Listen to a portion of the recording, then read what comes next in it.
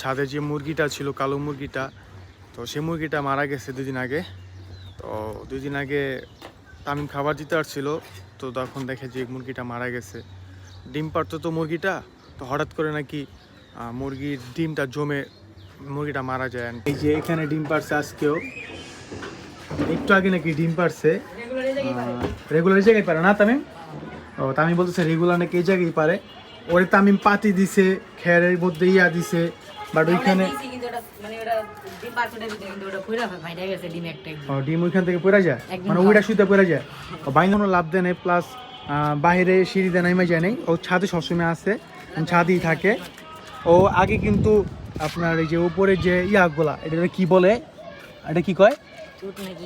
হ্যাঁ না তামিম কও, তুমি জানি থাকলে কও। চুল চুল স্টাইল নাকি এটা, যাই হোক। আচ্ছা এটা জানি কি বলে, যাই না। তো মাশাআল্লাহ খুবই সুন্দর, প্লাস অনেক আগে থেকে অনেক বড় হয়েছে, লাল হয়েছে। ওর জন্য একটা মোরগ আনতে চাইছিলাম, একবার আনছিলাম, ওই মোরগটা মারা গেছে। হ্যাঁ, এবার আরেকটা আনার চেষ্টা করব, রিসেন্টলি আনবো। আমি বলতেছি যে একটা নিয়ে আসো, বাচ্চা করবো, আমরা মুরগির বাচ্চাও নিব। পুরো শরীর নাকি শক্ত হয়ে যায়, প্লাস পুরো শরীর নীল হয়ে যায়।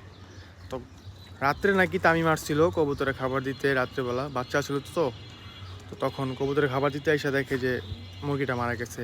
দুপুরে বা বিকাল দিকে হয়তো বা খাবার দিছে, তখন দেখছি মুরগিটা সুস্থ, একদম ফুল সুস্থ।